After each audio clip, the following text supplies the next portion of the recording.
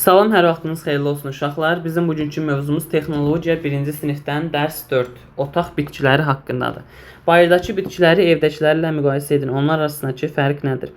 Uşaqlar, evdəkilər daha çox kaktus, zambaq tərzi bitkilər olur. Çünki nəyə görə? Çünki onlar daha çox evin havasını, enerjisini dəyişmək üçün, şüaları azaltmaq üçün və s. olur. Amma çöldə bitən güllər və bitkilər daha çox rəngarəng, arıların bal toplayacağı bir bitkilər, yəni çiçəklər olurlar. Onlar arasındakı fərqlər bundan ibarətdir və daha çox bayırda bitənlər fərqli rənglərdə olurlar. Amma ev bitkiləri isə daha çox yaşıl və ancaq bir rəngli olurlar.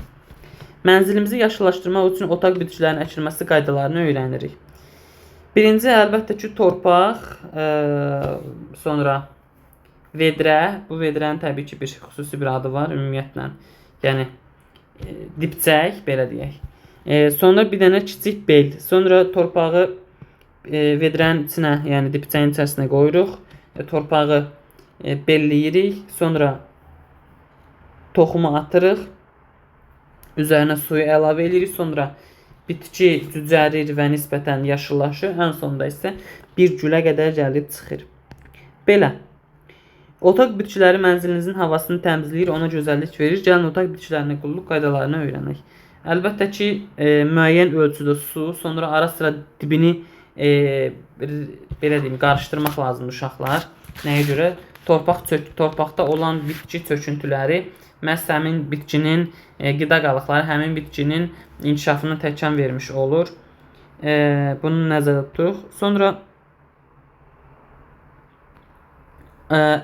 əksi halda baş verərsə, bəzən quruma prosesi baş verərsə uşaqlar, biz nə edirik? Həmin quruyan yarpaqların bir hissəsini kəsirik. Təbii ki, sadəcə yarpağı kəsirik, kökdən bitkini kəsmirik. Şəkilləri müqayisə edin, nə üçün eyni vaxtda əkilmiş çiyələk kollarının inkişafı fərqlidir və siz otaq bitkilərində necə qulluq edirsiniz? Gəlin baxaq. Uşaqlar, eyni vaxtda əkilmişlərin fərqi ondan ibarətdir ki, biri ola bilər ki,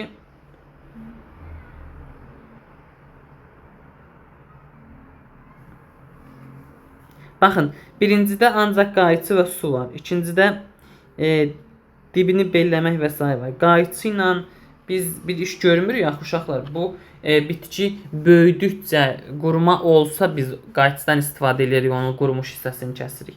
Amma birinci qayçı istifadə edib yanlışdır. İkinci biraz böyükdür, çünki çoxdur həm də. Çünki qayçıdan istifadə edilməyib, həm də onun dibi yavaş-yavaş bellənir.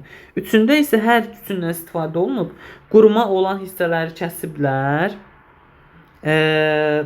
Sonra dibi bellənib, suyu da ehmalca olub uşaqlar. Bu nisbətən daha yəni belə deyim, inkişaf edib. Amma qızın elədiyi, yəni əkdiyi çiyələk bitkisində həm günəş var, günəş enerjisi, həm su var, həm qayçıdan istifadə edib, nisbətən böyüyüb. Sonra yavaş-yavaş dibini belləmək üçün qələmdən istifadə edib. Yəni qələmlə onun dibini rahatlaşdırmaqdan uşaqlar bilirsiniz onu. Günəş və sudan yenə istifadə edib. Ən son çiyələyin bütün bitdiyi hissə var ya uşaqlar, yəni daha böyüməsi. Onda hamısından istifadə edib. Sudan da istifadə edib, günəşə də qoyub, günəş enerjisini alıb. Quruyan hissələri qayçı ilə də kəsib, eyni zamanda qələmlə də onun dibini belə deyim, çöküntüləşdirib, rahatlaşdırıb uşaqlar. Məhz bunlar sayəsində həmin çiyələk bitkisi daha da böyümüş olub.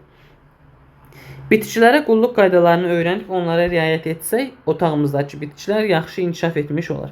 Bəli uşaqlar, bu düzgündür. Çünki nəzərə alın ki, bitkilərlə daha yaxın, daha yaxşı şəkildə davranmaq lazımdır.